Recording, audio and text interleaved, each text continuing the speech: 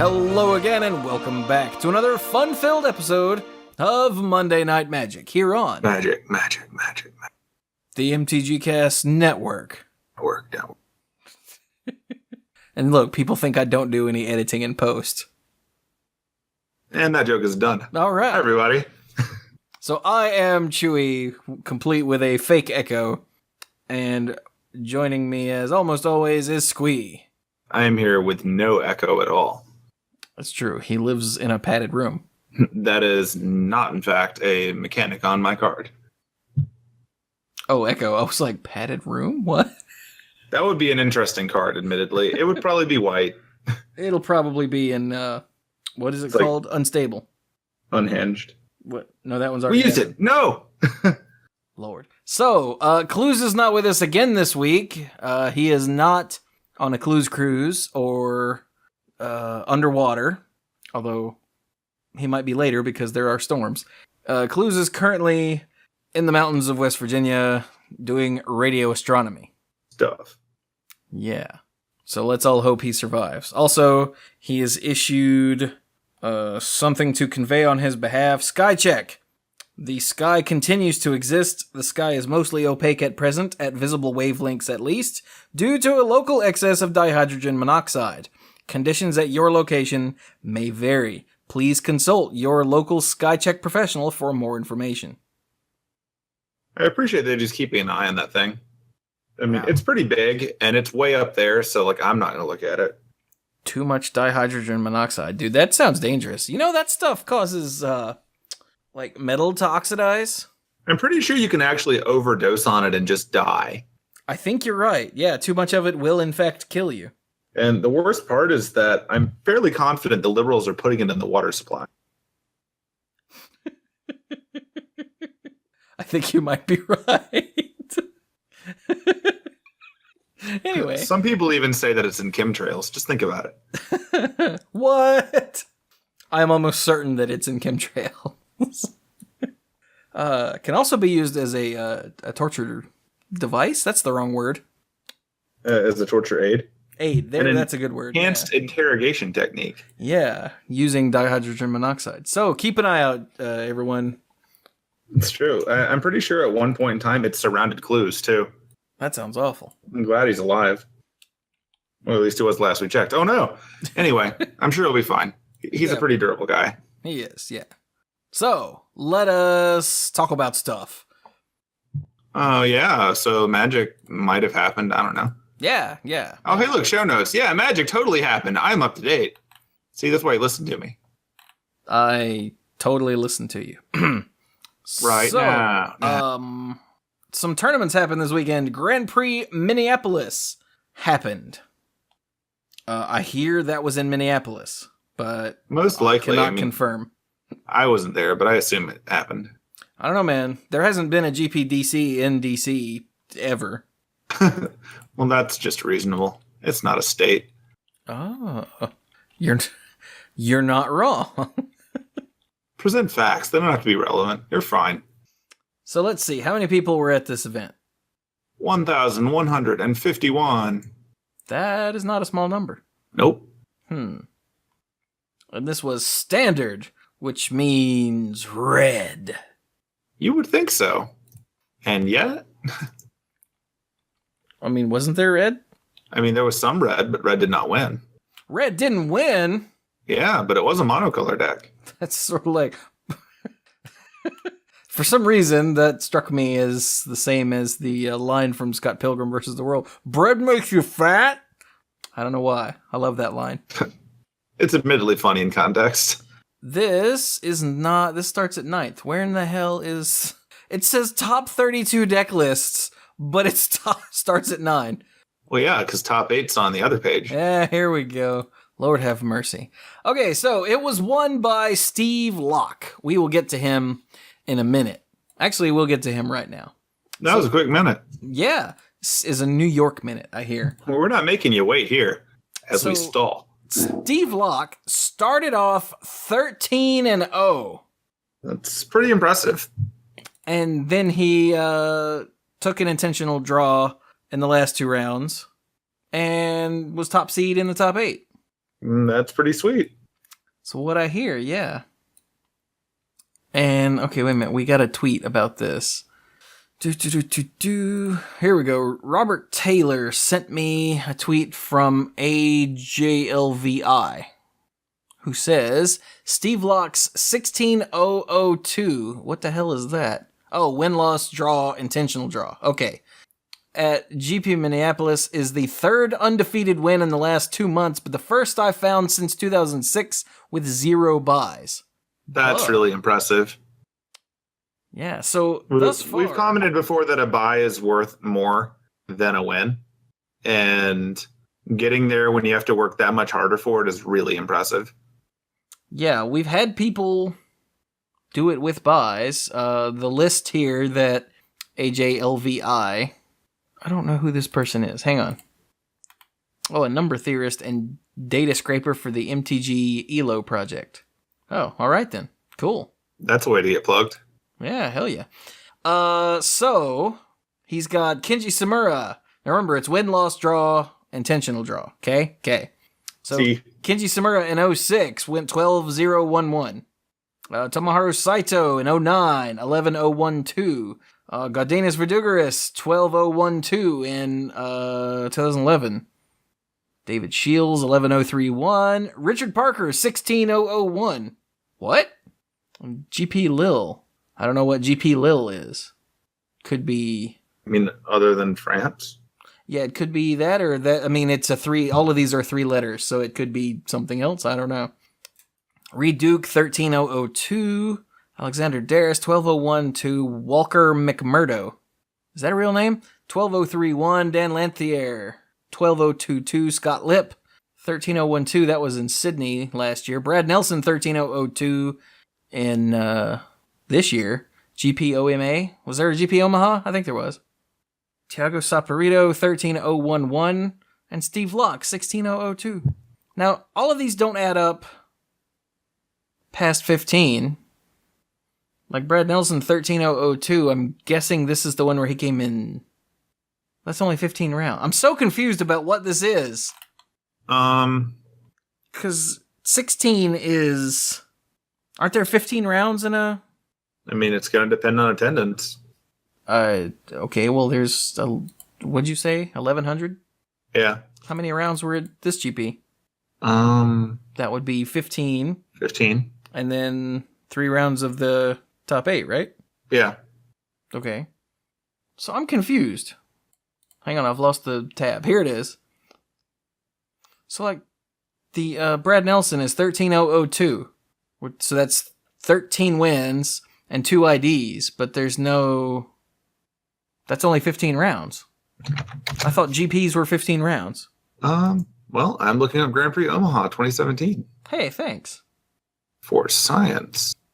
All right. This is what happens when we do it live. Well, yeah, 15 rounds.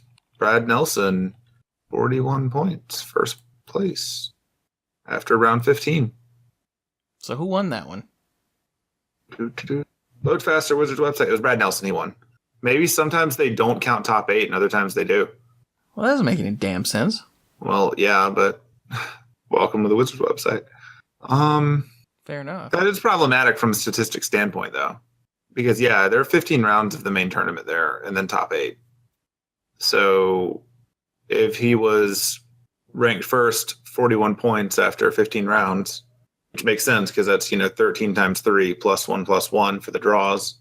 So, it's just not counting as top 8. Weird. Oh, well. Sorry to get sidetracked on that, but this is amazing. I just didn't look carefully at these numbers to realize that they don't seem to mean much. Well, like, most of the ones here add up to 15 or 16, and then 16-0-0-2 is just weird. Yeah, I don't know. Math is strange, but also I think this is a case of statistics not actually consistently ranking all of them across the board. So, there you have it.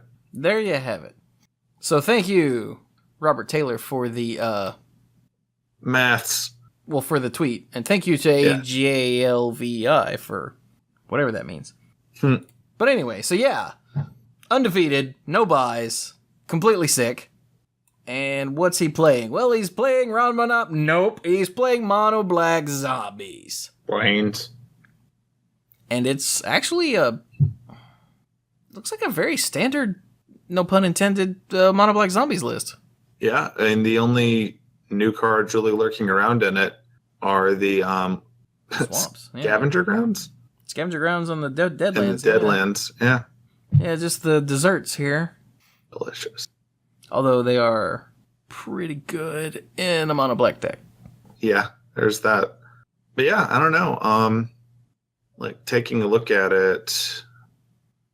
I think the one Kalitas in the main is sort of in the past has been sort of iffy here or there, but now it's since he has lifelink, it seems like at least one is going to be a thing.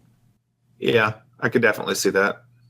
And getting zombies is pretty relevant against really aggressive decks. Yeah. When he just starts making more. Yay, zombies. Cool. So I didn't look. Are these in order? Yeah, so far I think. Okay, let me. Yes, they are. They are confirmed. Okay, I'm on a different page. Let me close that one. Okay, here we go. So next up we have, in second place, Corey. I don't know how to pronounce his last name, and I feel really bad about this. It looks like Baumeister. Baumeister? Ballmeister? I could be entirely wrong. Bowmeister? We're gonna call him Baumaster. The Bowmaster. We're gonna, that too, because if we're gonna screw it up, we're gonna screw it up royal. He was playing Black-Green Constructor. Oh, so he's Boa Constrictor. Black-Green Constrictor. Sorry, I was hoping he was merging to form Devastator, but he is not. Although there is an Ether Sphere Harvester, which could be construction equipment, right? It's possible. Yeah. So what's going on in this deck? We've got Nissa, Voice of Zendikar, and then your +1/+1 package of Winding Constrictor, Walking Ballista, Verdurous Gear Hulk, and Rishkar Pima Renegade, along with Catacomb Sifter and Sylvan Advocate. Things we've seen before. Fatal Push, Grasp of Darkness, yup. Ether Sphere Harvester, Oath of Nissa, yup. And that's it, other than some lands. Makes sense. Yeah. It's a good deck. Does its job. It also beat Mono Red. Yeah, like with a hammer. And you said that, yeah, okay, this page is in order. Sweet. The actual top 8 deck lists, like separate one, is not in order. Oh, well, I'm guessing because it was put up when the top 8 was announced, not after it happened. You mean before the Illuminati decided who would win? Sure, we'll go with that, yeah. We're rolling with conspiracy theories this episode. In third place, we've got Ray Huang, who's running Ramunap. Nope, Mardu vehicles. What? Meow. Wow, look at this. It's like Old Home Week. We got zombies, Constrictor, and Mardu vehicles. Yeah, dude. Did no one tell these people we're in a new standard? I mean, you can tell it's not the old standard because some of the old decks are still banned. No, that's true. But we've got Ether Sphere Harvester and Heart of Kirin. You remember before when it was vehicles, even though it was only running Heart of Kirin? Yeah. Yeah, 3/5 flying lifelink is really good against aggressive decks. Yeah. Other than that, though, it's pretty standard build. Yeah, if you just roll back to your memories of these decks, here they are. Yeah. It does have a Braid and Doomfall in the board, just so you don't get confused. But other than that, yeah. So, okay, moving on. There's a red deck. What is this? Fourth place. Matt Johnson is running Ramunap Red for real this time. Yep. Hey, look at that. This is... Wow, this is kind of spell heavy. It seems like at the Pro Tour we were getting the ones that were like sorcery heavy or ones that were instant heavy, but this is both. It's got Collective Defiance, Incendiary Flow, Abrade, and Shock, and Chandra.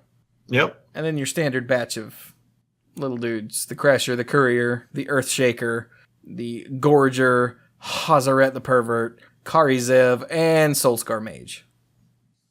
Yep, it all makes sense. Yeah. It goes real fast, gets you down as low as possible, and then it Ramunap ruins you to death. That's the goal. Yeah. So let's go to fifth place, where Robert Castro is playing Mardu Vehicles. What? Yeah, dude. I thought the format was solved. It was. We just rolled back to an earlier version. Oh, right. In sixth place, hey, Brad Nelson. I know him. That's Corey the Bowmaster's brother.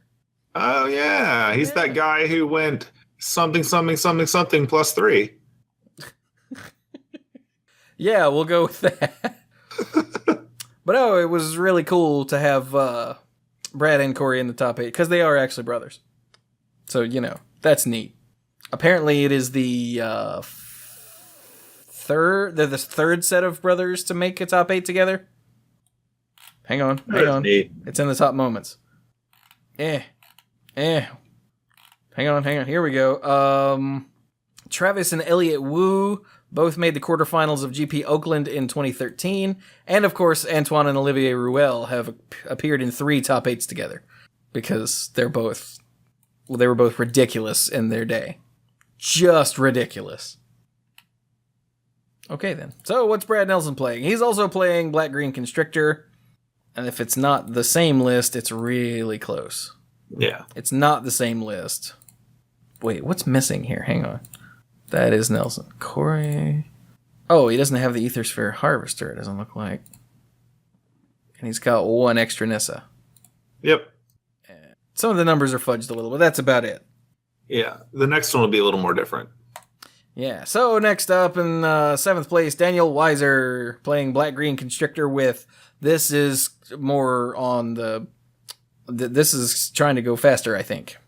I mean, it's got some key different cards. Yeah, so this one is running Liliana the Last Hope and Grim Flayer and Kalitas. Kalitas? Nope, no Kalitas here. Yeah, so Kalitas is in Daniel Weiser's deck. Tireless Tracker, Traverse the Ulvenwald, and everything else is same stuff as before, just smaller numbers. Yeah, essentially, like, take out the Nissa Voice and Oath of Zendikar, throw in some Traverse and Liliana, and then, yeah, those creature differences. But it's interesting how they can be similar, but still have very different planeswalkers. Yeah, and having Tireless Tracker and Grim Flayer in the deck makes it much lower to the ground and wanting to punch you in the head faster. Yeah, which might matter in a world of aggressive red decks. Yeah. All right, so that's rounding out the top 8. We've got Nathan Lothammer. Lothammer. Nathan L. Running Ramunap. Nope. Black Red Control. Wait, what? That is different. What? Hold on. What? All right. Can we go so far as to call it Rakdos Control? What? No. Because that makes even less sense. Yeah, because those two words. Too far. Those 2 words don't go together. Stop that. They're the antithesis. This is like Scorpion Control. Don't let's be silly. So yeah, we're running Liliana the Last Hope and Chandra Torch of Defiance. I love how smug their pictures are when you go back and forth between the 2 cards. They really are, yeah. Somewhere Steve Argyle is looking at this deck list and giggling. Okay, hang on. Let's read these in a weird order. So we've got Gifted Aetherborn. You know, the Vampire Groundhog. Yeah. The 2/3 Death Touch Lifelink guy for black. In a world of aggressive red, that seems really good. Yeah, it does. We've got Kalitas. We've got Goblin Dark Dwellers. And we have Goblin Dark Dwellers because we have, let's see, what does that do? What is it? 3 or less? 3 or less. So that gets us back Doomfall, Ruinous Path. Not Cut to Ribbons, sadly, because it has to look at both, but there is Cut to Ribbons in the deck. Grasp of Darkness, Abrade, Magma Spray, and Fatal Push. Goblin Dark Dwellers loves all of that. Yeah. Then we've got 1 Glorybringer and 1 copy of the Scorpion God. Get over here. Pretty much. Wow. And none of this stuff... Yeah, nothing gives -1/-1 counters, but it doesn't matter. Because the Scorpion God does. Or it's a 6/5 that won't die for very long. Yeah. Like Squee, if Squee was on steroids. Yeah. Yeah. No, I'm pretty sure the Scorpion God is what would happen if Squee were to work out. Throwing -1/-1 counters around is just him thumping people in the head. Yeah. It's like, it'd probably be like what would happen if Squee were actually to serve the food that he cooks. Aw. And then the mana base is nice and simple. We got Swamps, Mountains, and then for each of the 3 dual lands in Black-Red, Canyon, what is it? Slough? Canyon Slough? Is that how you pronounce it when it's on? I think so. When it's a land? But if it's, molting, then it's slough. I don't understand this word. English is a stupid language. It is a very stupid language. So canyons, slouch, foreboding ruins, and smoldering Canyon marsh. Snuffleupagus. Yes. Foreboding ruins and smoldering marsh. Nice and simple. Back in the days of 2-color decks. So this actually looks really cool. What's in the board? More Glorybringer, Kool-Aid Man, Obnixilis Reignited, Yahenni's Expertise. Ooh, I bet that's nice. Dream Stealer, Gonti Lord of Luxury. Gonti Lord of Text. I find that funny. Dispossess. What does Dispossess do? Oh, right. Go get rid of artifacts. Got it. Transgress the Mind and Chandra's Defeat. Chandra's Defeat seems relevant this standard. A little bit, yeah. That sound was my elbow breaking in case the mic picked that up. You've got another one. You'll be fine. Let's hope so. And it did. It totally did. Ow. So that's your top 8. We've got 3 black-green constrictors, 2 Marduk vehicles, because whoops, wrong standard, a mono-black zombies, a Ramunap Red, and a black-red control. I like it. I like it a lot. So let's hit the rest. We've got an Eldrazi Vampires in 9th place. I'm sorry, what? I'm terrified of an... Oh, dude, it's Drana. Yeah. Nice. It's new Drana, who I think has shown up once before. And I think she showed up like the first week and we're like, hey guys, new Drana, and then disappeared. Okay, let's look at this. Liliana the Last Hope, Drana, Liberator of Malakir. Okay, hang on. When she deals combat damage to a player, you put a +1/+1 counter on each attacking creature you control. Remember, kids, she has first strike. And she has first strike.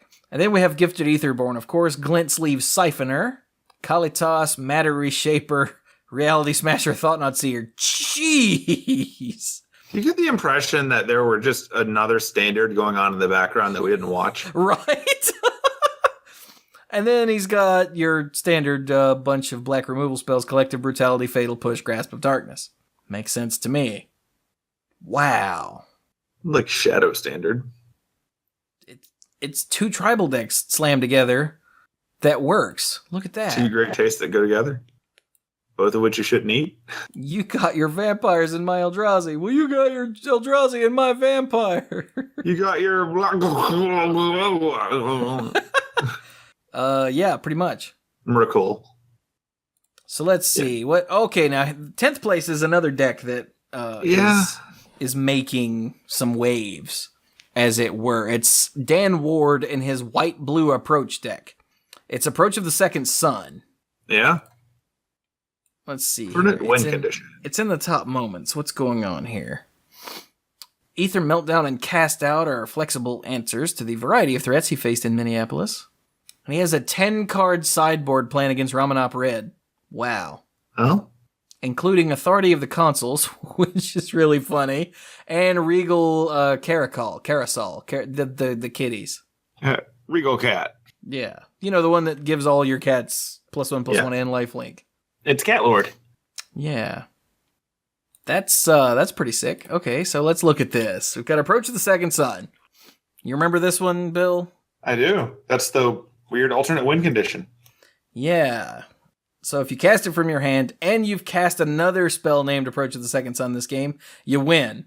Good job. Otherwise, it goes into the library 7th from the top, and you gain 7 life. And give you some time to get to it. Yeah, but there are 3 copies, so you might just have another one for next turn. You might not. Who knows? Yeah. It honestly feels like an old alternate win condition rather than like one printed nowadays. From like back in the day when each of the colors just had their weird gimmick alternate win condition. Yeah, yeah. You know, the era of Mortal Kombat. Not the one with Scorpion God, but you had that. Or, you know, like Battle of Wits, Clues' favorite deck list, and all that stuff. Yeah, this is just one of those weird ones where it's like, and we're going to give you something else to do. And if you happen to draw 2 of them, good job. Stay alive. The first one helps you stay alive for the second one. Pretty much. And it's running the aforementioned Ether Meltdown, which gives a thing -4/-0 with Flash. Cast Out, which is, what's the word? O-Ring with Cycling. Hey, Cycling. Yeah. And then The rest of the deck is blue-white control stuff. Blessed Alliance, Censor, Glimmer of Genius, Hieroglyphic Illumination, Supreme Will, Unsummon. Do you notice a theme on some of these? It doesn't attack? That too, but Censor cycles. Glimmer of Genius essentially cycles twice, Hieroglyphic Illumination cycles. I'm going to say it lets you go 7 cards down pretty quickly. Yeah, Supreme Will. Look at the top 4 cards. Put 1 in your hand. Yeah. And the only cards that don't draw cards in the instance are Blessed Alliance, which is, oh god, don't kill me, and Unsummon, which is, oh god, don't kill me. Yeah. Once you cast Approach of the Second Sun, your opponent knows what the clock is. And every bounce is pretty much just a loss, right? Like, if you're going to cycle through half these cards, because you're already at 7 mana, you're going to be able to dump through a bunch of these, and bouncing the thing they have out is pretty much it. Because they have to attack, presumably. I mean, you'd think so, right? Like, if they had enough guys to kill you in one turn, you wouldn't have gotten to cast Approach of the Second Sun. The bounce is probably important, especially since you've been fumigating. Yep. Yeah, this deck looks like a blast if you're into heavy control decks. I'm not into heavy control decks, and this looks like a blast. Like, I'm not gonna lie. Yeah. Just cast Approach of the Second Sun and grin like an idiot. I'm entertained by the Descent Upon the Sinful in the sideboard, too. Isn't that great? Considering this deck will actually have Delirium. Yeah. Yeah. Exile everything. Get an angel. Hi. There's also the Linvala in the board. Linvala, the life preserver. Yeah. Because it totally says gain 5 life and get a 3/3 because they have more life and more creatures than you. It is the most timely of reinforcements. Yep. I remember that card. Yeah, it kind of made Red's life miserable, and here we are again. It did. So that's that. It's got Torrential Gearhulk in the board. That's how dedicated this deck is to its Approach of the Second Sun. Delayed. Essentially, this deck survives until it casts Approach twice. Yep. Like, it's not even playing. But it does have Torrential Gearhulk in case you want to do something else. But that's in the board, because he's dedicated, damn it. So then we move down to Samaharu Saito in 11th place with his blue-red control deck, where he's got 4 Torrential Gearhulks. Bam. Hour of Devastation, Sweltering Suns, and then everything, it's just murder and card draw. Random thought while I was looking at the Approach of the Second Sun again. What's that? If you cast it, and then you bounce it off the stack, and cast it the next turn, you win, right? Bounce it off the stack. Yeah, use one of the cards that returns a, card from the stack to your hand. Are there any of those in Standard, or are you just... No, I'm just wondering from the wording of it. Like, this is a random thought, and Clues isn't here, so I'm asking. All right, let's see. Let's check the rulings. The second Approach of the Second Sun that you cast must be cast from your hand, but the first may have been cast from anywhere. I completely missed that. Well, yeah, that's what the Gearhulk does. As your second Approach of the Second Sun resolves, it checks only whether the first one was cast, not whether the first one resolved. Yeah, so, yeah, it totally works. Yeah, that totally works. Not that you should be doing this, because, 7 mana. But it's really funny. Neat. That's how my brain works. Yeah, but the second one has to resolve, or else nothing happens, obviously. Right. Yeah. This is just a matter of getting around the 7-turn wait if you have mana and a deck built to do this that doesn't have to follow the rules of Standard. There are way better ways to win. That's just the funny way that my brain came up with. That is pretty funny. That's how you win with this card in EDH. So wait, I have infinite mana from this stupid combo. Instead of burning you out, I'm going to Approach of the Second Sun, old school Vincer it. Yep. Cast it again. I win. And then you do a moonwalk.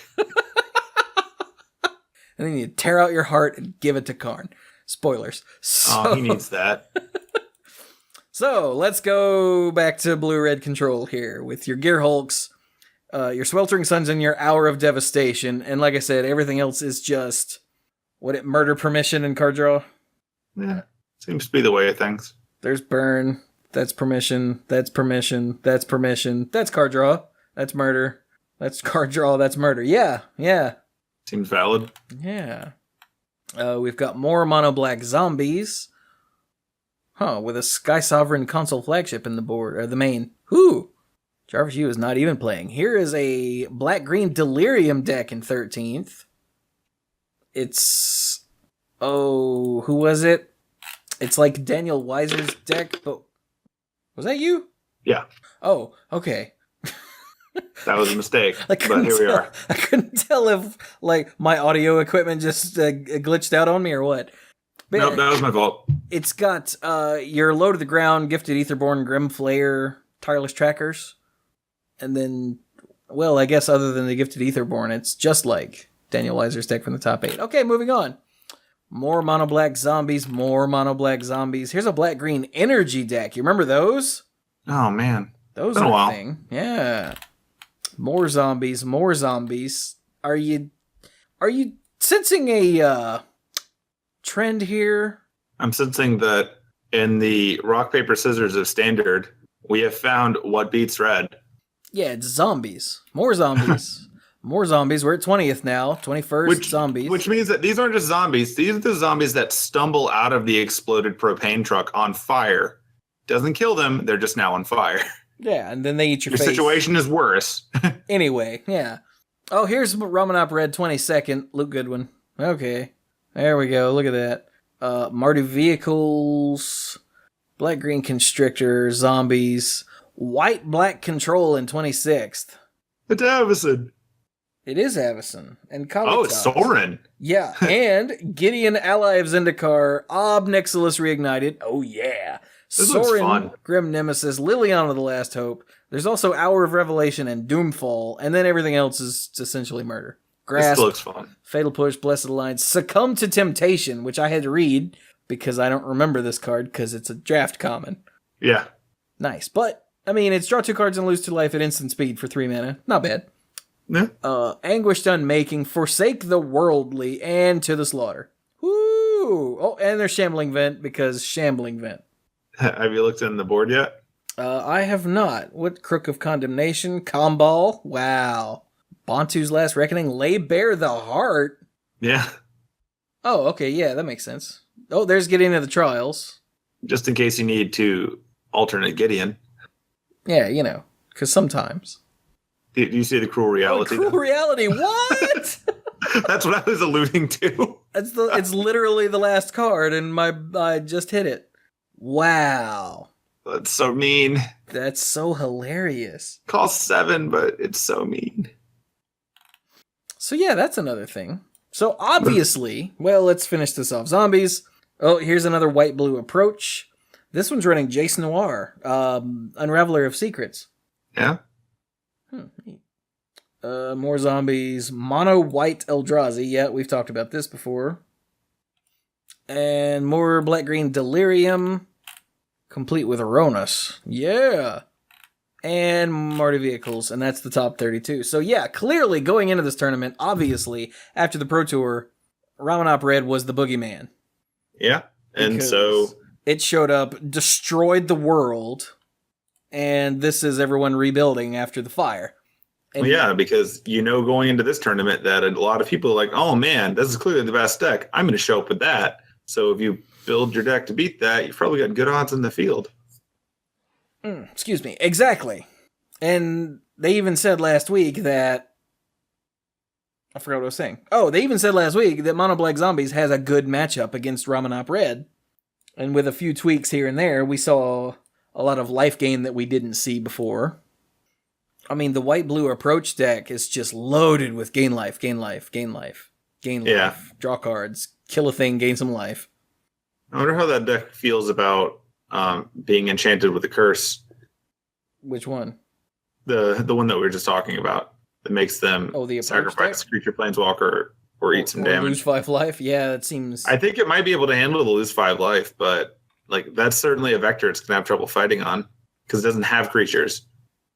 Yeah, that might be why it's in this board, is against the control decks. Or against It's other just control decks. fast enough. I don't know. Like, Cruel Reality seems like it might have been, we'll see if this ever comes up. Yeah. I don't know. It seems like it would be too slow to play against aggressive decks, and too slow in that it costs 7, and then too slow to play against control decks in that it does 5 a turn and But whatever. If anyone knows Zachary Van Pelt, ask him, would you? We're curious. So, that's the top 8. What else happened at this tournament? Well, okay, let's see here. Steve Locke destroyed the world.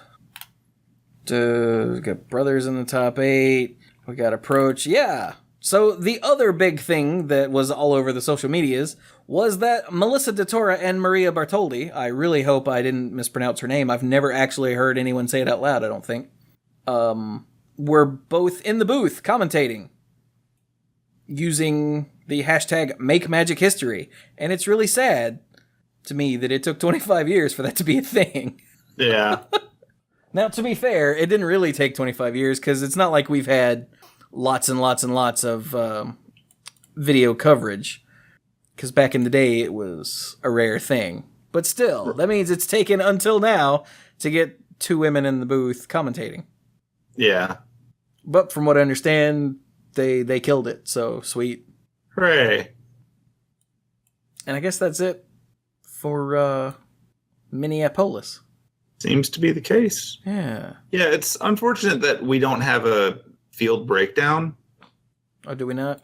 I don't see one. I was just looking for that, so... I've been looking since we stopped talking about the actual decks, because I'd really like to know how much of the field going in day 1 was Ramunap Red compared against day 2, since it was obviously the most expected deck from the decks that won. But I guess we just have to go admittedly loose knowledge by the results rather than the actual facts, because we can't find them. Or they're lost somewhere in this giant Twitter pool that they have at the bottom of the page instead of other articles.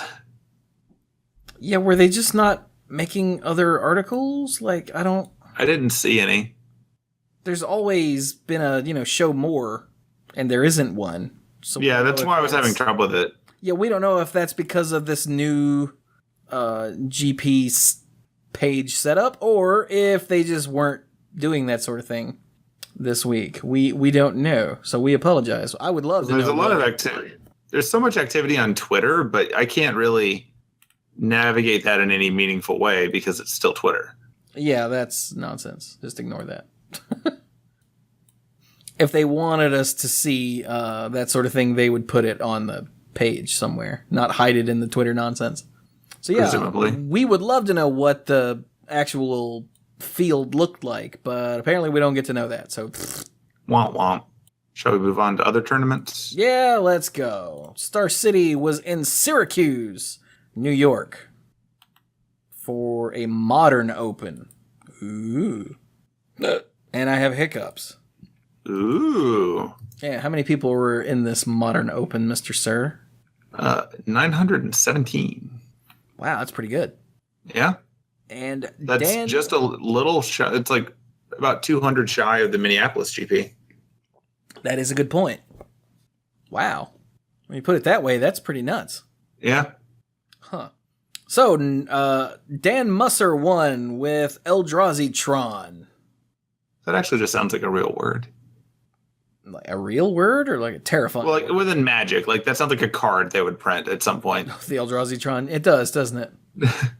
Like maybe in the unset, you'll just get the Eldrazi Tron, or the actually has Affinity card, which has like, Metalcraft on it instead. That's pretty funny.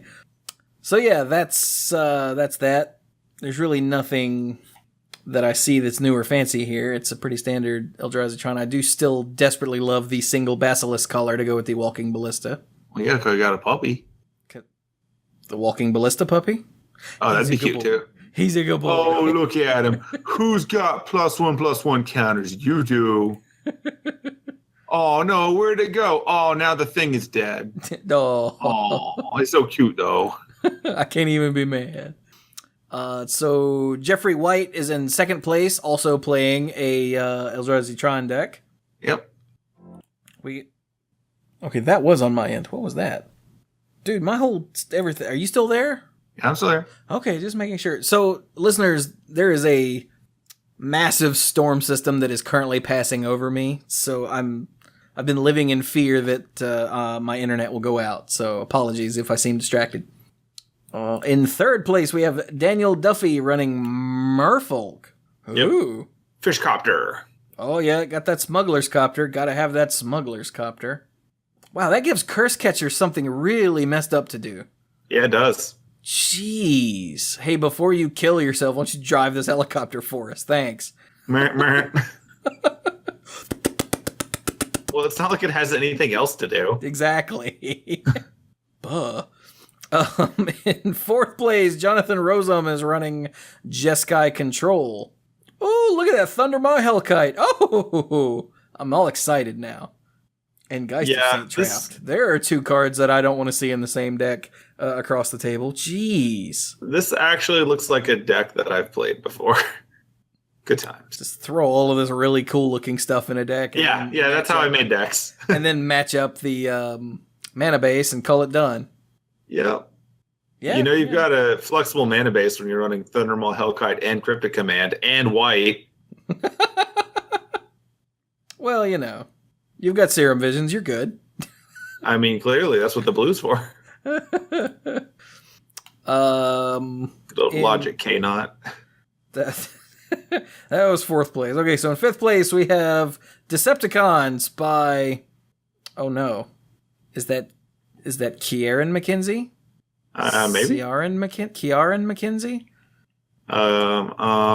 Let's just make sure we're wrong. Steve. That's very wrong. Kieran Hart of Mackenzie. All right, cool. Yeah, there we go. We'll go with that. Yeah, running Decepticons. I mean Affinity. Without Affinity. Thus the joke that Bill just made. Yep. Nothing really to see here. Sixth place, Daniel Jessup is running Grixis Death Shadow. Remember when Death Shadow was all over the place for about, 3 weeks there? Yeah, it was neat. It was. But looks like the meta corrected itself. Seems like Modern is really good at that. Have you noticed that? Like early on, obviously, as it was a fledgling format, it was bans and unbans all the time. But Modern is sort of shaping up to be a very resilient format that can go through meta shifts in the almost organic way. Like it doesn't even often pick up that many new cards, that see real play, but it seems to just sort of cycle through. Yeah. And if you'd like to hear about all the bannings and unbannings from the early days of Modern, you can go listen to episode 472 of the Mana Pool, The History of the Banhammer, Part 3, which started with the inception of Modern and went all the way to now. The Dorks with Chris Lansdell, level 3 judge, friend of both shows. He joined us to finish that up, and there was a lot of, oh god, Modern is broken, or oh, this is a little too good for Modern, let's just poke that deck in the face a little bit so it slows down. Yep. Yeah. So that was sixth place. Yes. Yep. In seventh place, we've got Caleb Scherer running a Blue-Red Gift Storm deck. Which, yep, that makes sense. Complete with your 4 copies of Barrel. And then in eighth place, we've got Ryan Dunn running Storm. Wait, what's the difference? Hang on. It looks like Remand is the difference. Remand and Empty the Warrens. Huh. Appear to be the only... it's picky. I don't know about that. Yeah, some of the numbers are fudged on a couple of things, and Remand and Empty the Warrens appear to be the only differences, other than the fudged numbers. Huh. Weird. All right, then. Modern. But one gets called Blue-Red Gift Storm, the other one gets called Storm. And then in ninth place, we've got Blue-Red Gift Storm, which is even different with its numbers. It's running Pyretic Ritual. Oh no, they're all running Pyretic Ritual. It's running Remand but not Peer Through Depths, it appears. I wonder why the names are... Okay, so I guess that's just Star City naming conventions or whatever's written on the sheet. Yeah, probably. So yeah, we've got more Storm in 9th, more Decepticons in 10th, more Storm in 11th, Scapeshift in 12th, Hell yeah, Sakura Tribe Elder. Wow, Chandra Torch of Defiance and Sweltering Suns have shown up in Scapeshift. That's pretty funny. Yeah, okay, that all makes sense. And then in 13th place, I have to pause because I saw a word that I did not expect. That is an understandable response. Yeah, and that word is slivers.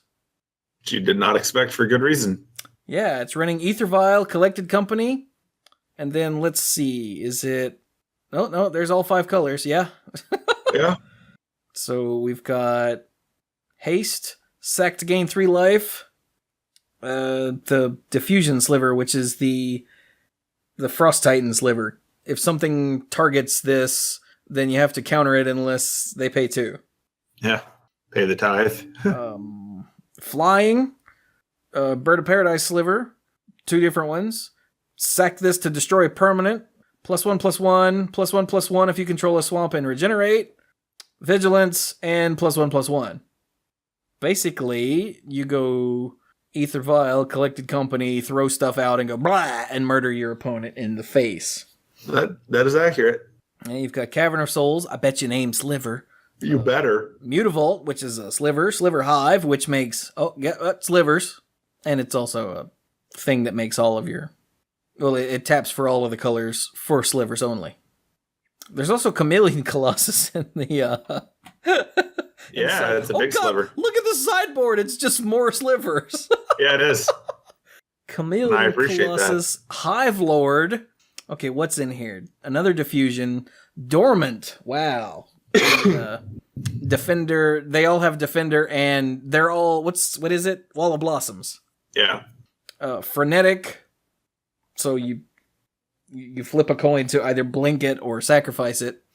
Harmonic Sliver turns them all into naturalizes. Homing Sliver, Sliver Cycling. Wow, Mind Lash. Pay 1 and sack. Each player discards a card. Psionic Sliver, tap to deal 2 to a creature and 3 to itself. Or 2 to a creature or player, and 3 to itself. Screeching is the Mill Sliver. Siphon, they all get lifelink. Telekinetic, they all tap things. Wow, that's really funny. Yeah, I know it pains me to say this, but no cards from Amonkhet made the Sliver stack. Well, damn. I was really hoping that Sliver God would make it, but no. No, that was a Scarab God.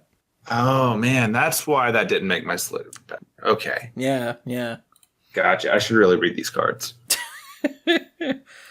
Okay, so now that we've paused for that bit of unreality, in 14th place we've got a black-white Eldrazi Taxes deck, which, yeah, this all looks pretty normal. Where'd I stop? There we go. Eldrazi Tron in 15th, Green-Black Tron in 16th, Scapeshift Dredge, hey, there's Dredge in 18th, Green-White Company, Scapeshift Jeskai Control, Grixis Death Shadow, Counters Company. Wait, Counters Company. What is it called? Ballista. Oh, the Devoted Druid. Okay, yeah, that one. Yeah. Hey, Ramunap Excavator. What's up, buddy? Vizier of Remedies is only sort of broken. Burn,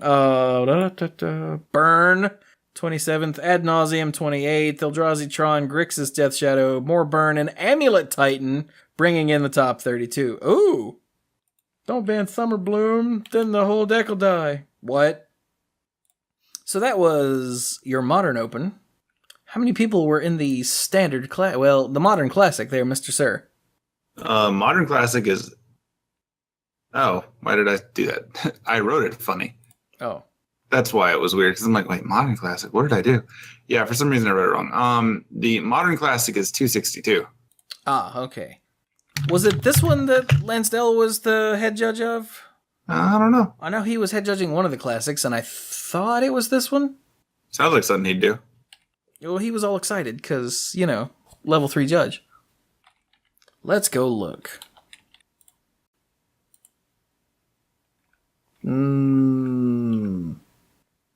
Gripping news. Well, the problem with Facebook is that it doesn't just show you crap in the proper order.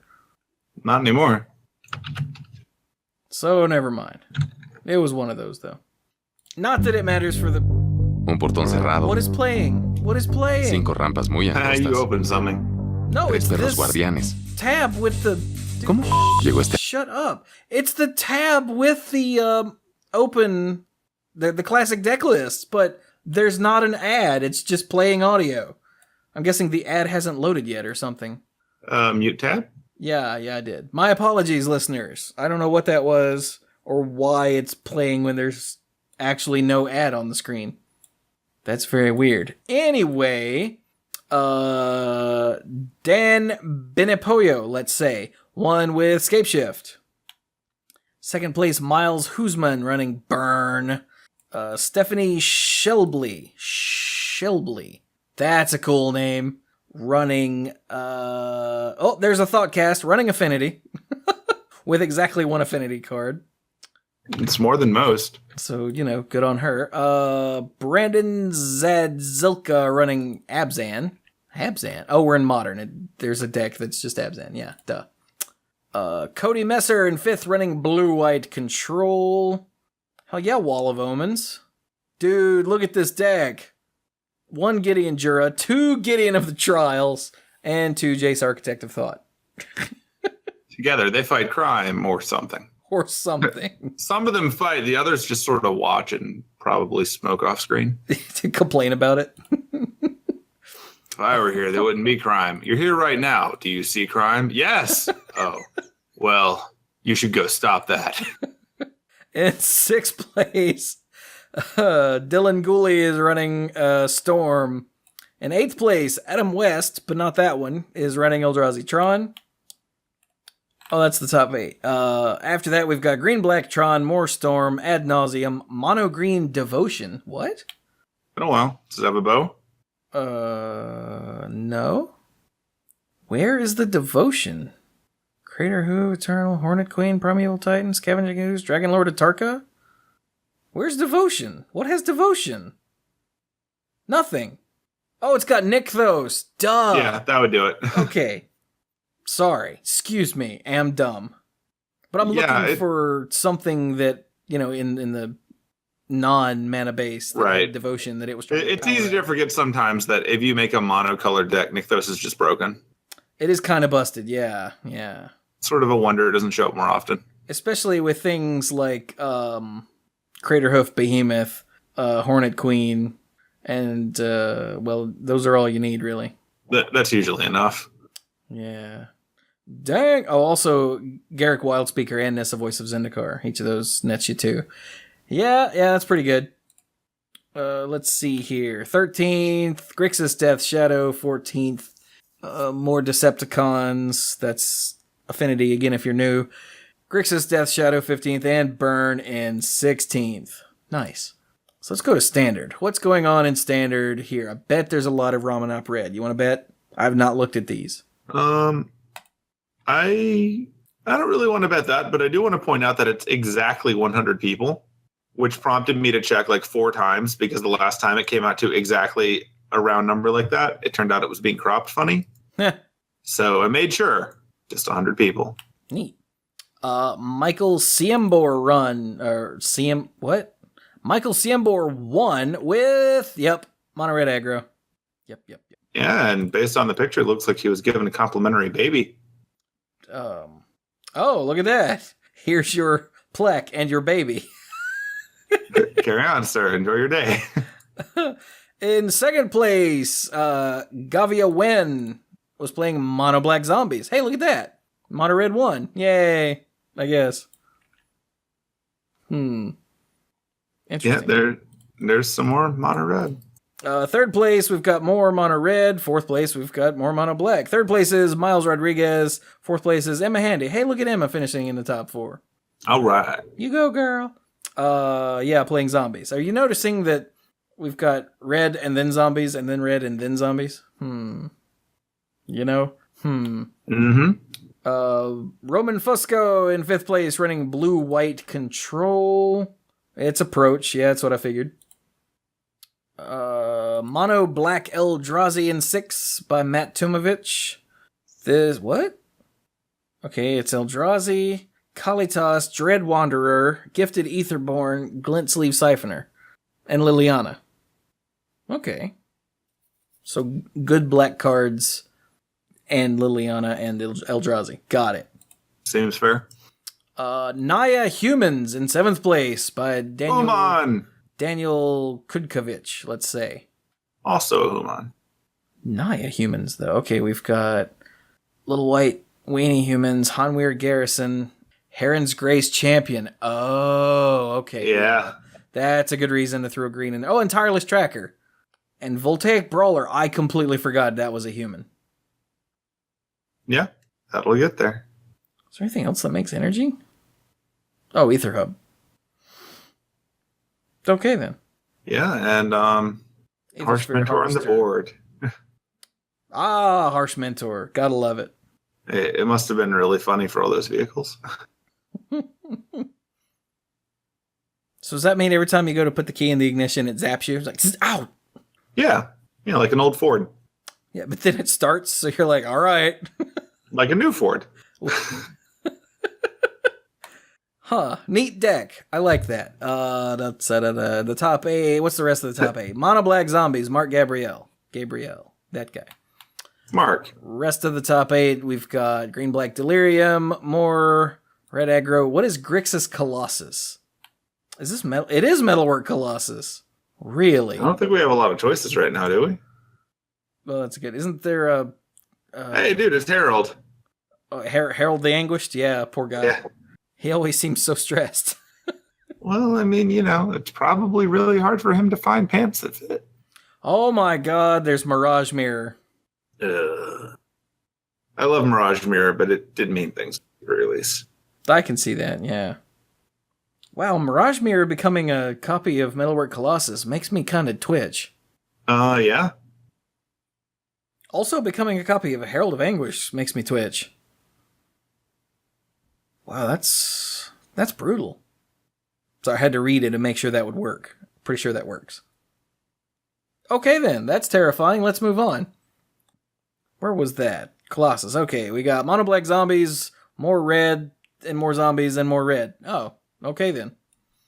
So there you go. That's that. Yeah, all this mono black and mono red Abzan's really impressive.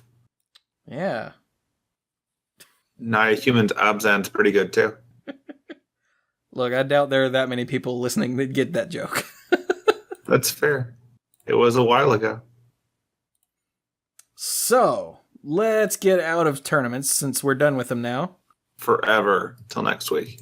Yeah, until no longer forever. So, we know that the digital game that Wizards is working on has a name. And that name is Magic the Gathering Arena. Dun, dun, dun. We also know that if you tune in to twitch.tv/magic on September 7th, yes, I said September 7th at 1 p.m. Pacific, you'll learn about it. Yeah. And that's it. That's what we know. I mean, clearly this is an adaptation of that book, right? No, I think it's actually from Hearthstone. Oh, okay. Yeah, because the equivalent of drafting in Hearthstone is called Arena. Gotcha. Yeah, so Magic is totally ripping off Hearthstone. What if it's actually Arena of the Planeswalker? Ah, it could be that, yeah. Yeah? Or I guess it could be like Arena of the Ancients, that really old card. What if this is a Magic the Gathering supplement that if you pay 3 and tap it, it makes other Magic supplements fight? That'd be pretty cool. That's just Arena. I was like, wait, what's the name of that card? Yeah. My brain was like Arena of, no, it's just Arena. Arena of the Magic. Yeah. Yeah, I'm looking at the cover of Magic the Gathering Arena, the book. This is really awful. They've got orange text on a fire background. This is terrible. Really? Oh, this is great. Never mind. This reads like a Penny Arcade comic now. Even the greatest fighter mages will learn to fear the one-eyed stranger. And yes, that's hyphenated fighter mages. Well, you got those fighter mages. You gotta watch out for those fighter mages. The only thing that can stop them are mage fighter mages. I can tell you've been reading The Dark Tower. I don't know if that actually fits or not. I don't either. I just thought I'd make a joke. So, that's what we know. Someone tweeted at me. Stitch Kingdom tweeted, It was announced during the Hasbro West Investors Day. Yeah, you remember that? They said, hey, we're working on this thing, and that's all we're going to tell you, and you can find out about it at an Investors Day.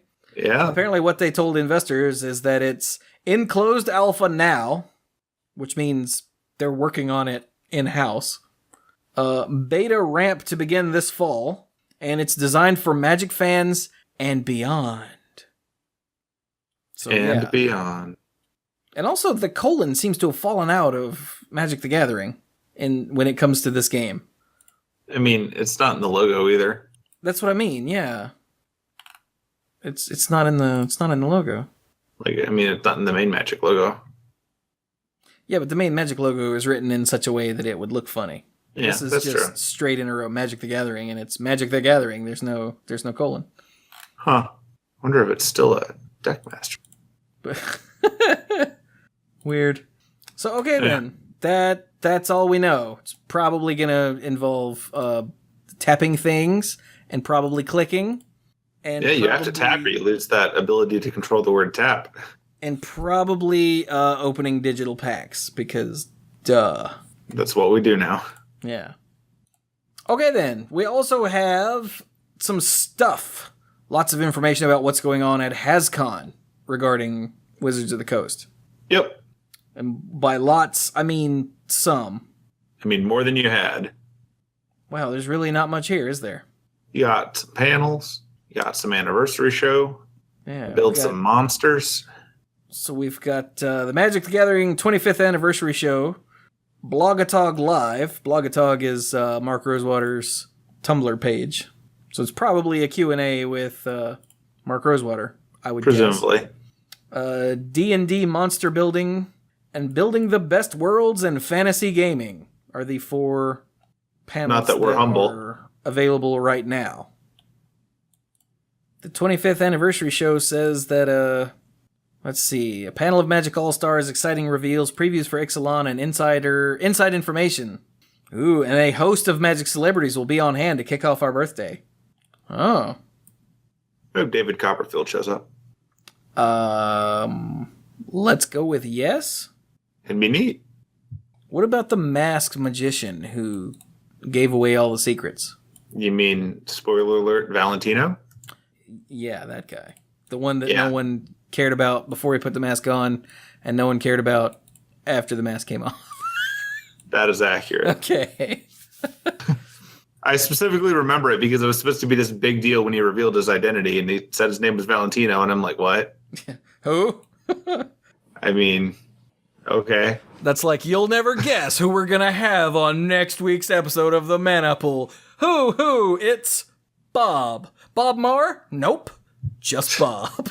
It's just Bob, you know. You know, Bob. Everyone knows Bob. That guy from Reboot, right? Yeah, no. Pretty awesome. Not even that one. Oh, that's too bad. I would listen to him. I like both of his voices. So, yeah, there's the pre-release of Iconic Masters, of course, and the prize wall stuff, and there's going to be lots of stuff. So if you want to know about all of that, then you can click on the link. Oh, that's weird. What? Some of the things on the prize wall are oversized cards from Ixalan. Interesting. Yeah, considering it won't be out yet. Won't it? I don't know when these things September, are. I don't know when these things are in relation to each other. September 8th through the 10th. Oh, no, I guess it won't be out yet. Cool. Supersized pie face game. Yes. A custom built Nerf battle arena. Oh, that's the arena. That's it. We found it. Oh, and that goes with the Nerf HasCon exclusive card. Oh, it's all connected. Yeah, this really is the conspiracy theory episode. So you heard it here first. Bam, they're nerfing blue. There will also be Beyblade battles and My Little Pony ponification makeovers. Is that what happens when you lose the Beyblade battle or when you win? I think it depends on your brony level. I feel bad for the people that paid for that experience. You see, the sad thing is My Little Pony ponification makeovers probably actually involve getting branded on your side with something cute that you will have to bear for the rest of your life. Yes. Yeah, that's right. I made it weird. Just a little bit, yeah. I blame Bob's Burgers. I've seen 3 episodes, and that was one of them. I love that show. Well, and you might know what I'm talking about. Unfortunately, I do. So let's just leave that. Yeah. The other thing that's going on, Commander previews started today. It's Cat Day. Get it? So remember, this is tribal Commander decks. They're not doing colors this time. They're doing tribal. And so we've got, this is cats this week. They're also vampires. I don't know if they've officially revealed what the other two are, so I'm just going to stop. The other tribes? Yeah. I thought we knew what all of them were. Well, I mean, last week there was a thing in the show notes that wasn't official that we sort of glossed over. Right. You're right. Also, I was actually thinking of the unstable tribes, which are a lot funnier. So it's like I'm mixing up all of these dumb previews at once. So let's read Balin here. Kitty. Do you have that open? It's this one, just in case you don't. Balin the Wandering Knight. For 2 white is a legendary creature cat knight. He's 3/3. He has first strike. He has double strike as long as 2 or more equipment are attached to it. That's devastating. And then for 1 and a white, you attach all equipment you control to Balin. What? You know what my favorite part of that is, Chewie? Instant speed? It's instant speed. Seems good. Like, he's a good kitty. Yeah, that's rough because of the double strike. Like, he might not have double strike until he feels like it, but he still gets to do the first strike damage. Yeah. And then he can gain double strike if he needs it. Yeah. Pretty neat. Kitty. I mean, I'd run a 3/3 first strike for 4. Everything else is gravy. Oh, excuse me. Okay, I found the what's it called? The Bloodforged battle axe that you were talking about before the show. Oh, yeah. It has a really great name in German, dude.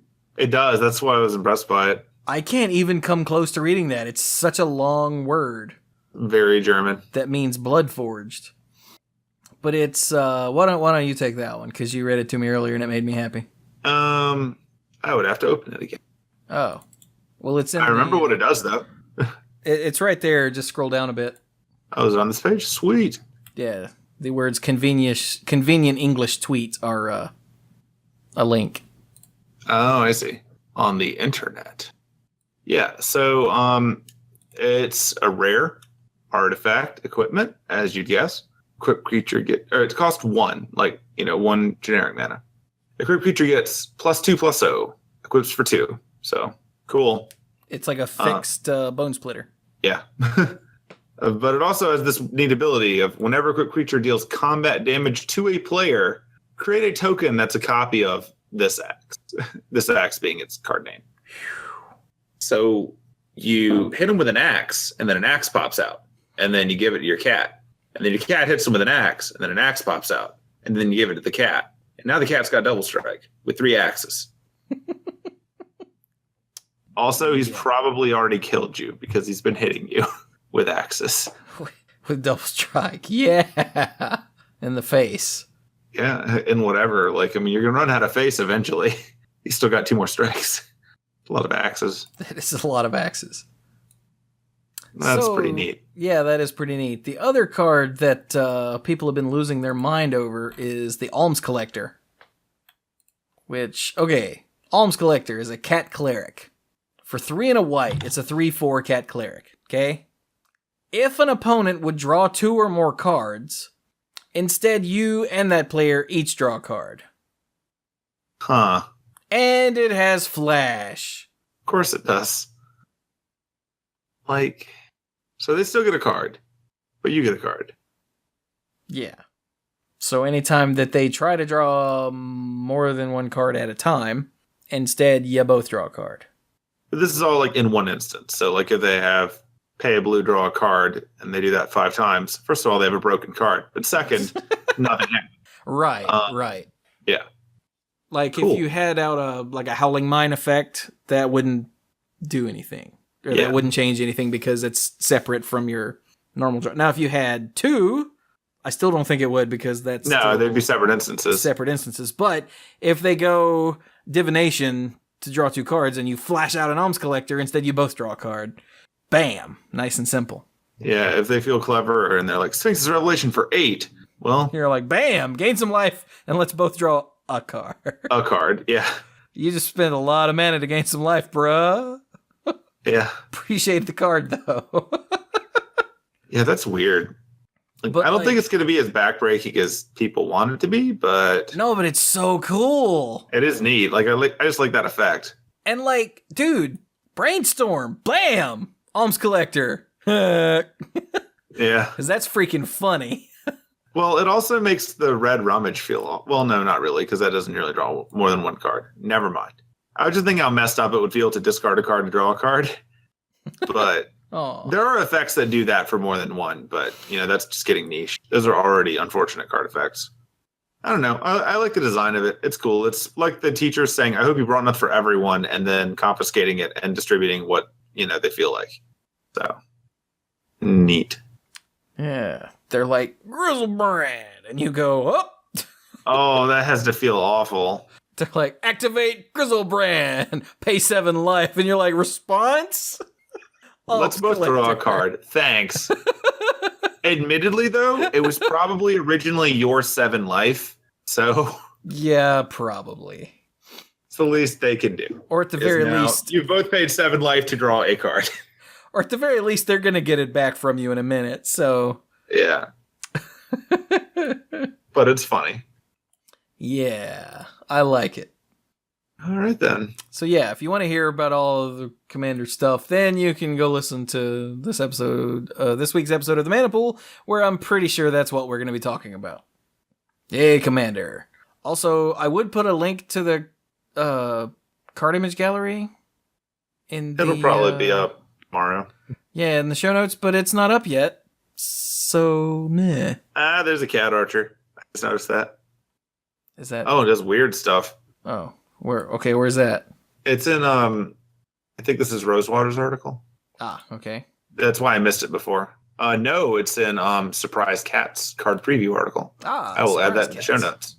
notes. I'd missed it because it has all these other like cats on the page. So yeah, down the page you've got Stalking Leonin, 2 and a white, 3/3. Cat Archer. When Stalking Leonin enters the battlefield, secretly choose an opponent. Plan around that. Reveal the player you chose. Exile target creature that's attacking you if it's controlled by the chosen player. Activate this ability only once. So I guess Wow, that's weird. I guess like pick whoever you think is going to be a problem later.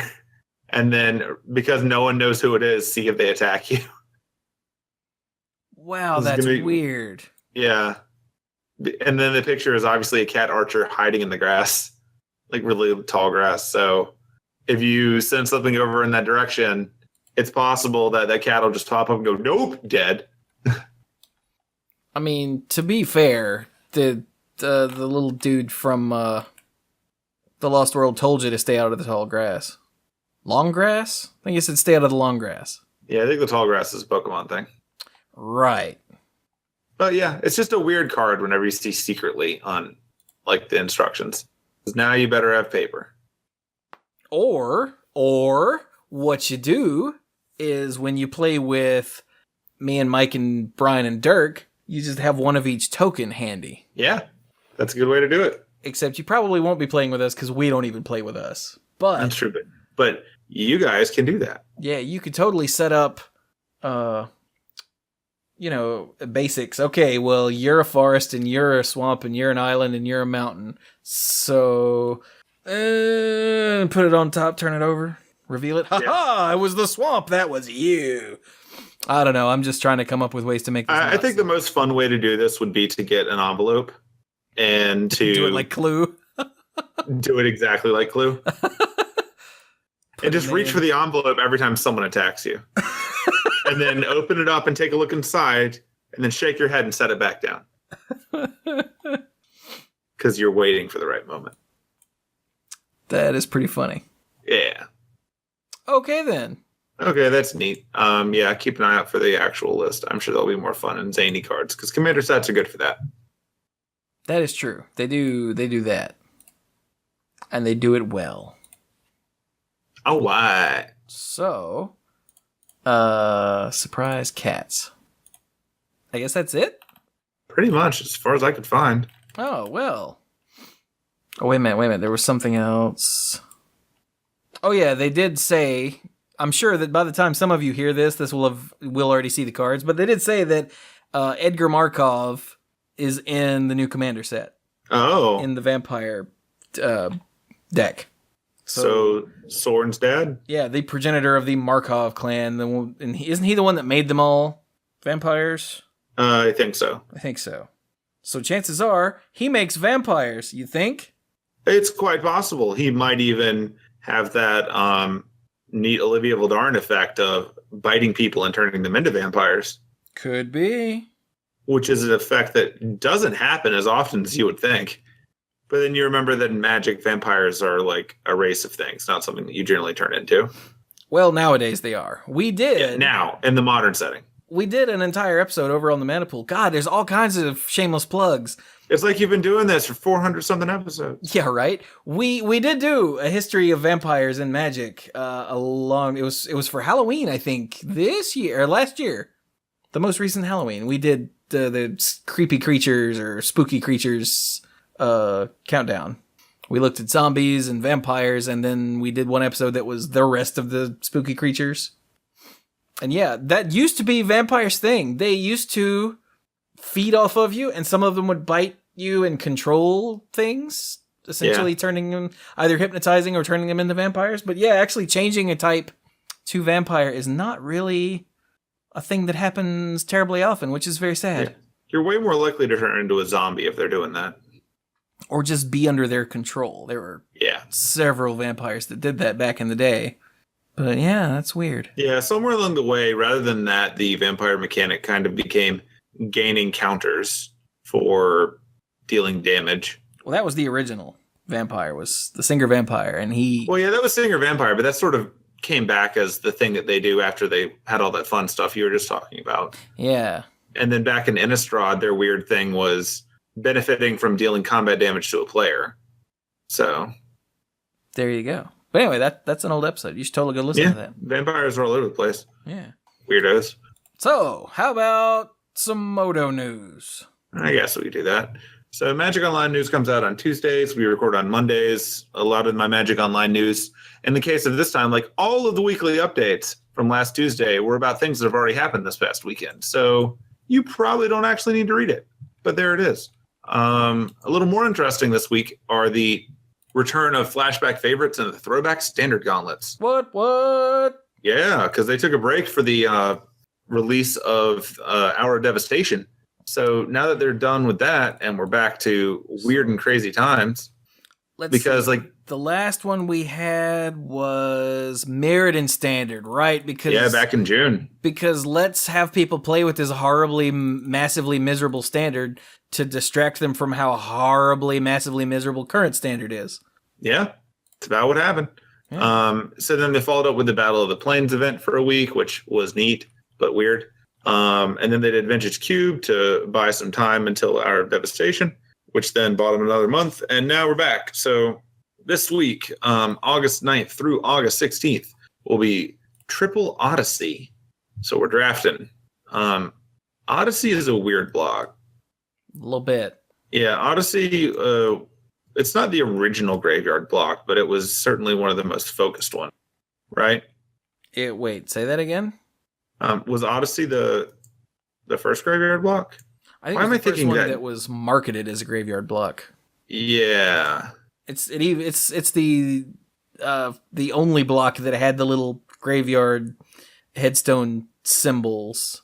Which is really disappointing, because that was a good idea. The corner, yeah. Yeah. So Odyssey block is known for a few different gimmicks. I don't know how relevant all of them are for drafting, because I didn't play them. But I do know that Odyssey blocks later sets were known for color imbalance. Yeah. Because Torment was heavily skewed by black. Yep. And then Judgment was heavily skewed to white and green. Yep. And I'm not just saying that as in like black got the good cards. I'm saying like they were it. Like, here's your black.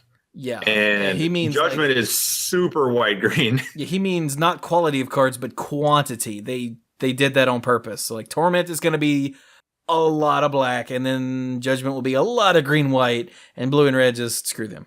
Which is probably why they went for Triple Odyssey instead, because for a draft environment, that kind of thing is a terrible idea. So, and they don't do it anymore. But yeah, Chewie's right. Like, this was a graveyard block where they had these nice little symbols in the upper corner that let you know if a card did something from your graveyard. Usually Flashback, or I think Flashback was the main use of that. For Magic Online, they actually added those later on to Flashback cards, but just digital. You could see them back when Innistrad happened. They eventually took them away because I guess they're not in the original cards or something, or maybe they went away when they swapped which version of MTGO they were using. But I remember them being there and being really annoyed that they didn't print with them, because it saves a lot of time in the physical cards if you can just thumb over the corners and see which ones are relevant. Although this was also the era of like Threshold and stuff, so you kind of had to dig through your graveyard all the time anyway. Yeah. Specifically in Odyssey, though, I don't know. Like, because I didn't draft it, I don't really have a lot to say about the format. The main thing to understand is that Flashback is good, which you should know by now. Good. It's always good. And I'm pretty sure that this was the first set had Lurgoyfs, right? Did it? This is right before I started playing again. So, like, I started when Judgment was out, and Onslaught was my first new set. So, Odyssey and Torment, I'm kind of hazy on. Mm-hmm. Oh no, I'm getting mixed up. These are the Atogs. Right. That makes way more sense. I don't know why I thought Lurgoyfs. Yeah, this is the Atogs. Yeah, this is where Psychotog came from. Yeah. And all those other ones that, don't matter as much. Yeah. So that's cool. Actually, just scrolling over it, looks like Lurgoyfs also appeared. So there's all kinds of cycles going on in Odyssey. Magnivore and those. I think so. Yeah, this is kind of what's weird. Like, if I don't play in a set at all, I can't really tell you anything about it limited, so I'm not going to mislead anyone. When we get to some of the later on ones, like I started playing Magic in the Time Spiral block, and I have some experience with the cards in other ways because I played with a bunch of people that had old cards, but I never played limited for this. So my advice, if you want to jump in on this, is to probably like either inevitably read something that pops up online, because whenever they do these things, people are like, so what was good? And you can find those articles new, or you can just dig out the old ones, honestly. Just remember, if you're reading anything sufficiently old, that sometimes the old mechanics of the game will interfere with the way that it works now. That said, the token Flashback cards were good. Call of the Herd, man. Call of the Herd is the elephant you probably should have seen coming, because one of them already hit you. Have another one. Pretty much. Did they have Roar of the Worm? Or was that later? Don't. No, it's an Odyssey. Okay. Yeah, 7 mana, 6/6, Flashback for 4. Oof. Yeah, later when Madness was a thing. Yeah. Torment, that got a lot better. Yeah. Great.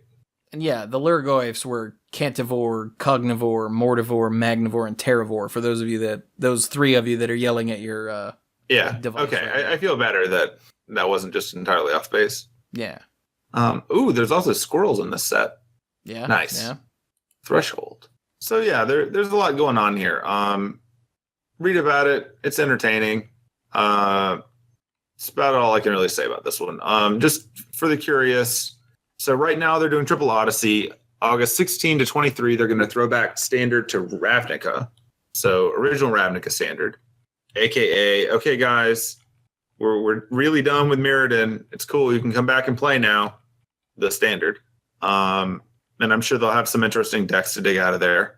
And then August 23 to 30, they're going to do Lorwyn Standard Gauntlet. They're calling it Tribal Lorwyn, which is kind of redundant, but...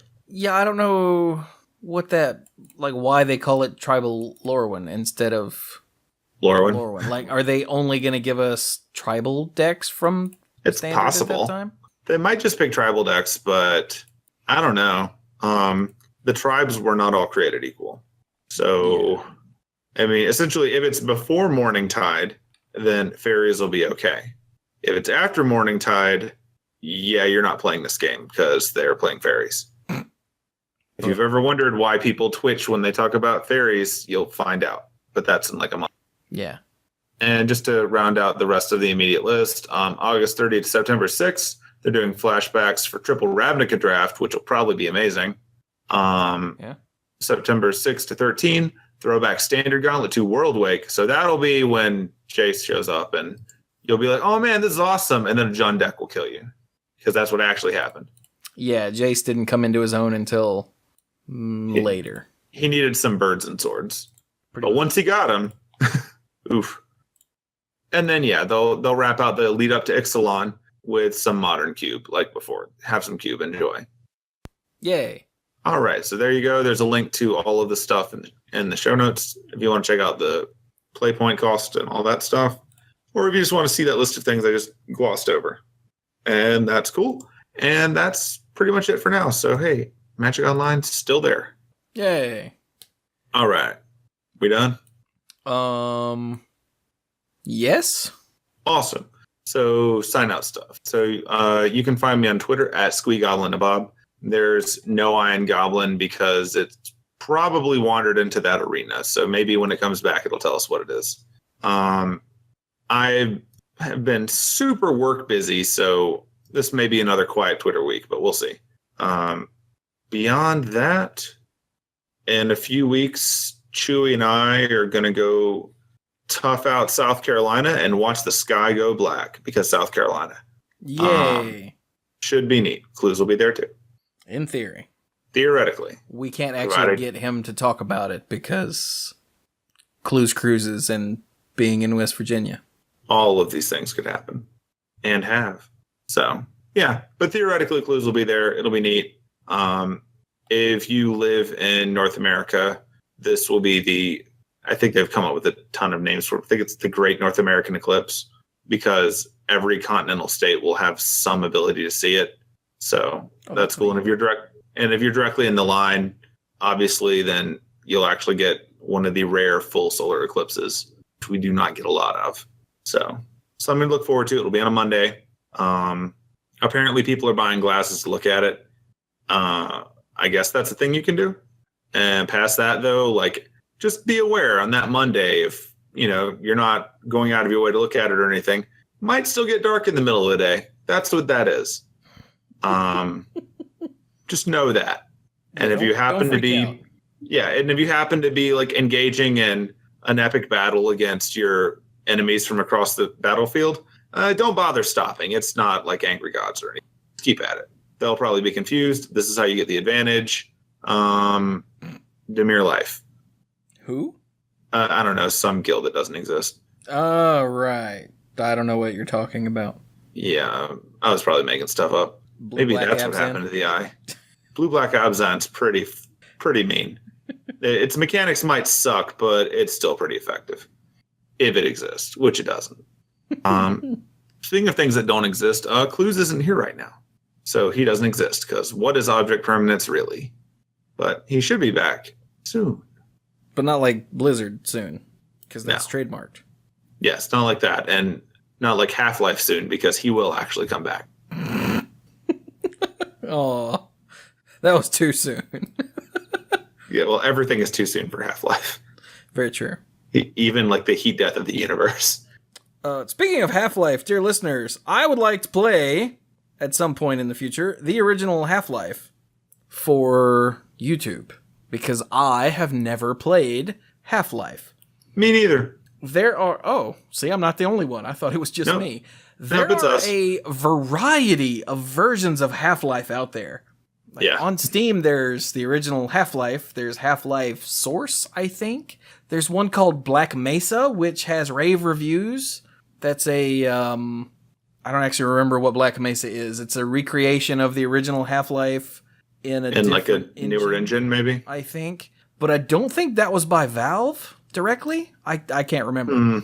But if anyone has any opinions on this, please let me know. Because at some point, I'm going to play through all the Half-Life games. And I need to know which one is the actual best experience.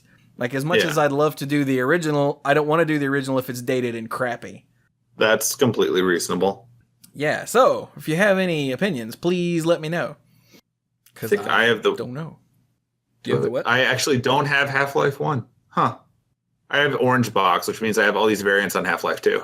Yeah, the Orange Box was 2, and then 2 Episode 1 and 2 Episode 2, whatever those are. Those are not 3, is what those are. Well, yeah, because they refused. And then it had, what, Team Fortress 2 and Portal? Yep. Yeah. It sort of rolls back to the joke that if you want anyone to be in charge of World Wars, it's going to be Valve. Because they don't do 3s. Yeah. It's pretty good. I mean, survival. Although they might do, like, World War II, The Redux. Episode 1? Yeah. World War II, Episode 1. World War II Source. Oh, no! Yeah, that'd be terrifying. Especially if they went back and redid World War I with, like, newer engines. Please don't. Although we've got Wonder Woman now, so I guess that's fine. I mean, that's fine for some people. But anyway, right then. I guess, were you done, by the way? Yeah, I'm done rambling. Go ahead. Oh, okay. So speaking of YouTube, I started a new series over on YouTube, and it's a game called The Park. It's a walking simulator style game, but it's really atmospheric and really creepy. Oh, so is it like playing the NES Friday the 13th game? No, because all I remember happening in that is walking around in the woods for like an hour and then nothing happened. Well, no, then Jason came out of nowhere and killed you. No, he never did. I was really bored. I think your cartridge might have been broken. Because it's quite possible. I just remember running around for like an hour and nothing happening, and so I stopped playing. Wow, that's impressive. Yeah. Because Jason will murder your entire face. I mean, it would have at least ended it sooner. But no, tell me more about The Park. So yeah, the premise is you're walking around a seemingly abandoned amusement park looking for your kid and calling his name, and then horrible things keep happening. Oh, good. And so the first episode that's up right now, it's still kind of, what's going on? What? And then I've recorded 3. I think it's only going to be 4, maybe 5 episodes long. Like it's a relatively short game. It was a gift from listener Corey. So thanks, buddy. But it's really creepy. And the first episode was kind of creepy. 2 and 3 are going to get worse, and I haven't recorded 4 yet because my camera battery died. But still, I've enjoyed it thus far. So there's lots of walking, and you'll do a thing, and then your character will talk out loud, and then you go, okay, she's lost her mind. And yeah. And there's a couple of jump scares that are just jerks. What the hell? But anyway. So yeah, those are going to be going up over the next few days. Yeah. Along with more Left 4 Dead and Rogue Legacy. Yeah. Playing Rogue Legacy again. Sick. Yeah. Over on Twitch, going to be streaming Overwatch. Because there's a new Overwatch event, so streaming Overwatch. That's the thing. That's what we do. Yep. Hopefully Bill will be with me. Hopefully Cap will be with us. And we will shoot people in the face and play Lucio Ball. Because I missed Lucio Ball the first time around. Because I didn't start playing until like January, I think. Or February. Something like that. Chinese New Year or something. I was playing before that, but not... Yeah, but like somewhere between Christmas and that. Yeah, because I missed Christmas. Yeah. But anyway, also on Twitch and YouTube, Knights of the Frozen Throne on Hearthstone is releasing on Thursday. So, Thursday afternoon, the sets usually release at 1 p.m. Eastern, so that means at like 1:15 my ass will be live and opening packs and reviewing cards, because that's what I do every time a new set comes out. And so that's what I'll be doing. Come join me. I'll be live on twitch.tv/themanapool, and if you can't or won't, it'll be on YouTube soon thereafter. Yay! I should be opening about 100 packs, maybe slightly less. Sounds pretty extreme. Yeah, that's not a small number, but there's only 5 cards in a pack, so we're good. And then I think that's pretty good. So it'll be Overwatch and Hearthstone on Twitch, and The Park and Left 4 Dead and Rogue Legacy on YouTube, and that's the immediate future. So yay! And of course, everywhere you want to find me on the internet, it's the Manapool. Twitter @the Manapool, Facebook.com/TheManaPool. Twitch and YouTube are both The Manapool. It's awesome. I'm all over the place. I mean that mentally and on the internet. So, I guess that's it. Oh, and if you want to help support what I do, then you can check out the Patreon. It's patreon.com/ you guessed it, The Manapool, where you can get Manapool episodes and YouTube videos early. You can get all the stuff recorded before and after both Monday Night Magic and The Manapool, the odds and ends, which is uncensored and unfiltered. And we'll be talking about a Colorado bear driving a car after this episode. That's very strange, Bill. And you can get, if you are so inclined, your name on all the videos that go up in each month that you support at that tier on the Slate. So yay! And if you want to help support magic podcasting in general, but not me specifically, you can go to mtgcast.com, click on Support MTGcast, and sign up there for a small monthly donation. Because while MTGcast is completely free for all of us podcasters to use, and it's completely free for all of you listeners to use, it is not actually completely free, and costs quite a bit. So every little bit there helps, and I'm sure they appreciate it. Or at least they damn well better, right? See. Yeah. So with that, we'll be done with this episode, which was episode, what? 572. Wow. So yeah, thank you all so very much for listening, and go play some Magic.